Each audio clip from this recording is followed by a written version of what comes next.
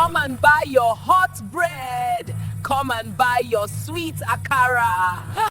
The morning air was thick with the scent of hot, crispy akara and soft golden bread. From the end of the street, a loud, cheerful voice caught through the noise. Come and buy your hot bread. Come and buy your sweet akara. Shikemi moved gracefully through the crowd, her tray balanced on her head and a bucket in her hand, her long braided hair bouncing with each step. Nobody really knew where she came from. Some said she arrived from a neighboring village. Others didn't care. They just wanted her food. People came from nearby streets, even from the outskirts of the village, just to buy her wares. Her bread was soft and her akara was perfectly golden and crispy. The villagers returned again and again, unable to resist the taste and the sweet aroma of Shikemi's food. Even those who had eaten breakfast just a few minutes before found themselves lining up, drawn to the bread and akara. It wasn't hunger that pulled them, it was something deeper, something they couldn't name, something they couldn't quite explain. To the villagers, she was just a beautiful young woman selling food. But behind her friendly smile, a terrifying secret lay hidden. By afternoon, her trays were empty and her bag filled with money. Shikemi packed up her empty trays and bucket and started heading home. The streets were quiet now, the villagers having gone back to their homes, still talking about the bread and akara they had just eaten. But when Shikemi finally stepped off the village path and disappeared into the quiet trees in the forest, her real story began. Her cheerful smile faded the moment she entered the forest. The friendly vendor the villagers adored suddenly became quiet and cold. She walked deeper into the bush until she reached a tiny, isolated hut made of mud and old palm fronds, a place most villagers didn't know existed. This was her real home. Inside the dim hut, the air was stale and heavy. Clay pots lined the shelves, dried herbs hung from the ceiling, and in the center of the room sat a large clay pot covered with a black cloth. Shikemi dropped the empty trays and locked the wooden door. Then her eyes darkened. In a matter of seconds, the beautiful young lady the entire village adored transformed into a bent, terrifying old woman with hollow eyes and crooked fingers, the witch she truly was. This was her second identity, one the village would never have imagined existed. Every afternoon, after her sales, she returned to this hut, transforming into her real form, the ancient witch who had lived far longer than any human should. And every night, she prepared for the same routine of collecting the spiritual essence of the people who ate her food. She moved slowly to the center of the hut, her long, bony fingers tapping the clay pot as she whispered an incantation. Immediately, faint, glowing particles, like smoke mixed with light, began to appear. They floated in the air, swirling and pulling themselves together. Those were the spiritual fragments of every customer who had eaten her bread and akara that day. One by one, the glowing particles dropped into the clay pot like trapped fireflies. She closed the lid, sealing the stolen energy away. Then, in the dead of night, she stepped out of her hut, moving through the forest like a shadow no one could catch. Her feet didn't make a sound. She arrived at the riverbank, placing the clay pot on the surface of the water. Instead of sinking, it floated as the old woman began a low song. After a while, the river rippled, and a glowing entity emerged from the water, faceless, tall, dripping with silver sparks that floated around it like stars. It lifted its hand and took the clay pot. Then, as a reward, the entity poured shining particles, bright like falling stars, into the old witch's body. The particles sank into her skin, making her stronger, younger, and more dangerous. These essence transfers were what kept her alive. They maintained her beauty. They fueled her witchcraft. She did this every 3 days. And the villagers had no idea that the sweet aroma they loved so much was the very thing draining them little by little. Very early in the morning, she lit a small fire and placed her frying pan on it. As the oil warmed, she began frying fresh akara, but these were no ordinary bean cakes. With every scoop she dropped into the oil, her fingertips glowed. A thin stream of green magic flowed from her hands, settling upon the hot akara as they sizzled. The akara soaked up the spell eagerly, turning slightly brighter, more fragrant than any normal food should smell. Anyone who tasted it would feel that irresistible pull, the craving that kept them coming back every day. Once the akara was ready, she switched to the bread. She lifted a large tray and murmured a dark, heavy chant. Green light swirled around her hands, floating like smoke as she pressed her palm over the loaves. The bread trembled softly, absorbing the enchantment. When she was done, she took the tray and dropped it on the table with the others. The akara glowed faintly in the firelight, and the bread shimmered like soft gold. She knew the villagers would never resist. But this spell always came with a price. She could not go out as the old woman. She needed her younger form, the beautiful Sela everyone liked and trusted. So, with a deep breath, she began reciting a long incantation. Within moments, the old witch was gone. Shikemi stood there, glowing, beautiful, fresh, and ready for the day. She packed the freshly enchanted bread and akara into her tray and bucket. The moment she stepped out of the hut, the early morning breeze carried the sweet aroma of her food far ahead of her. And by the time she reached the village road, people were already waiting eagerly for her, just like every other day. At first, nothing strange happened. The villagers just enjoyed their delicious breakfast and went about their day smiling and satisfied. But slowly and quietly, little signs began to show. Some of her regular customers woke up feeling like they hadn't slept at all. Their bodies felt heavy, their legs weak. Their chests felt strangely empty, like something inside them was missing. But they all blamed it on stress and overwork. Other villagers noticed that every morning, just before sunrise, their body would itch as if tiny ants were crawling under their skin. The moment they scratched, the sensation stopped. They waved it off. Maybe mosquitoes, they said, and continued buying Shikemi's food.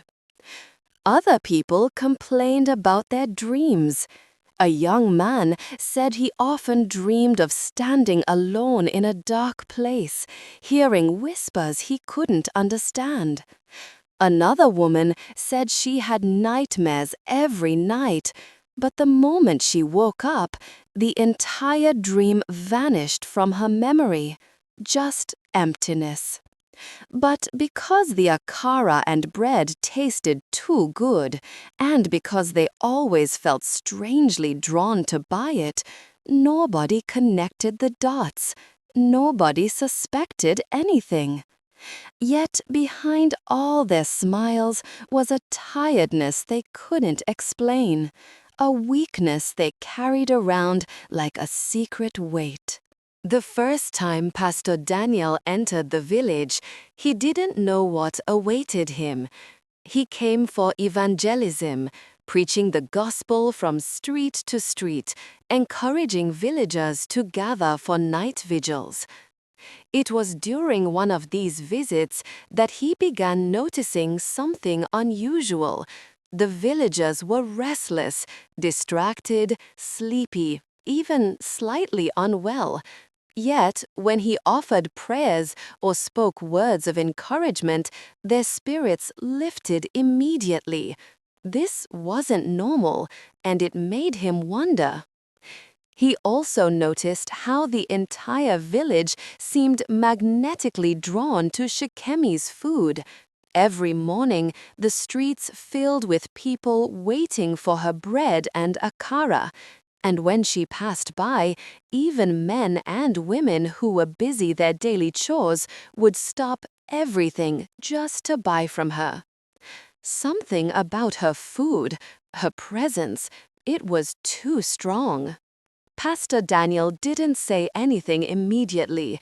He observed quietly, trying to understand. But the pieces didn't fit. There was an energy here he hadn't felt before, a spiritual pull too powerful to be natural. He made a mental note to hold an all-night vigil soon, sensing that prayer might reveal the root of this unusual force. Shikemi, unaware of his growing suspicion, continued her daily routine, her trays emptied as usual, her smile unchanged. But in the shadows, the old witch inside her stirred, sensing that someone had begun to notice, and for the first time in years, she felt a threat she couldn't immediately control. The night of the first vigil arrived. A few villagers gathered in the open square, singing and praying. Pastor Daniel's voice carried over the crowd, strong and unwavering, a beacon of authority that seemed to push back the shadows. Inside her hut at the forest edge, the old witch stirred restlessly. She had completed her daily enchantments and spells, but something was off. As the prayers reached the edge of the forest, she felt an unusual heaviness. Her bones twitched and her skin itched and burned. The magic that usually flowed freely around her body suddenly stopped. She tried to awaken her magic back, whispering chants, summoning the energies she had relied on for years. But it was no use. The prayers were stronger than her spells, and she felt empty. Morning came, and for the first time in years, Shikemi could not step out into the village to sell her food because it was as if all the magic in her body had dried up and she couldn't transform to Shikemi, her younger self. Her trays remained full, her bucket of akara untouched. The villagers were puzzled and curious when they noticed her absence. Some were worried, but most assumed she had a personal errand or had overslept. Shikemi seethed angrily in her hut. For the first time, her carefully orchestrated power had failed. And although she would find a way to recover from it, she now knew that the pastor was not someone she could ignore in the village. It was the beginning of a confrontation that would test the limits of her dark magic. Shikemi could not tolerate being challenged. The next night, she whispered incantations into the darkness, sending arrows of sickness toward Pastor Daniel. Next, she tried to summon confusion, targeting his mind with nightmares and distractions. Next, even more boldly, she fired a fatal arrow, a spell meant to strike at the very core of his life force. But nothing worked. None of the arrows worked. Pastor Daniel continued his vigil as usual, unfazed by the spiritual assaults. It was as if the arrows dissolved in the air before reaching him, and the sickness spells absorbed into the earth, leaving him untouched. Every attempt Shikemi made was met with resistance she had never encountered before. Shikemi's frustration grew. She hissed, paced, and slammed her fists against the clay walls of her hut. Her business, the stolen essence of the villagers, and the trading of souls and spiritual essence, all of it was useless and not working because of the prayers of Pastor Daniel. She then realized that her magic alone could no longer control the situation. She needed a new approach. For the first time, Shikemi considered confronting the man of God directly, not from the shadows, not from afar, but face to face. Then, one fateful night, the village square glowed and was spiritually charged as Pastor Daniel led a special all-night vigil. Shikemi, who was furious and desperate, could no longer hide in the shadows. After forcefully trying all her magic spells and incantations and even her dark magic, she successfully transformed to her younger self. She then appeared suddenly at the edge of the village square, her figure glowing in the firelight. Her eyes narrowed as she stormed forward, passing through the villagers, who parted instinctively, sensing her contained intensity. Pastor Daniel stopped mid-prayer, looking up at the beautiful Shikemi, who now radiated a chilling aura. "Shikemi," he said calmly, "what brings you here tonight?" "Stop these prayers! Leave this village! I command you!" she spat out, her voice trembling with rage. But the pastor remained unmoved, continuing the vigil, his faith unshaken. Every song they sang, every prayer they prayed, created a barrier that blocked her magic powers. Shikemi's frustration reached its limit. If her magic could not force him to stop, then she would override it herself. The green fire in her hands sputtered and died as her focus sharpened into pure physical rage. Ignoring the pastor's prayers, she stormed forward, abandoning all pretense of beauty and grace. She was now a woman driven by centuries of entitlement, and she would silence this single praying man with her own hands. Shikemi covered the distance in a rush, letting out a wordless snarl as she reached out and grabbed Pastor Daniel's arm. The moment her skin touched his, a searing, white-hot agony shot through her entire body. It was as if she had plunged her entire arm into a furnace. She screamed, not a sound of rage, but a high-pitched cry of pure, agonizing pain. Pastor Daniel reacted instantly, not pulling away, but seizing her wrist with a grip fueled by spiritual certainty. He looked her straight in the eyes, which were now wide and terrified, and began to pray aloud with renewed, thundering power. "I bind this power of darkness in the name of the Almighty God. I break this enchantment. Be exposed in the light of the Most High, you witch." The heat intensified, wrapping around Shikemi like a burning coil. Her beautiful, youthful skin began to blister and peel where she touched him. The villagers gasped and recoiled, watching in disbelief as their beloved Akara Venda screamed in pain. The agony became too much to bear. The physical pain, coupled with the crushing force of the prayers, shattered the final defenses of her magic. She collapsed to her knees, her voice cracking as she started confessing her evil deeds.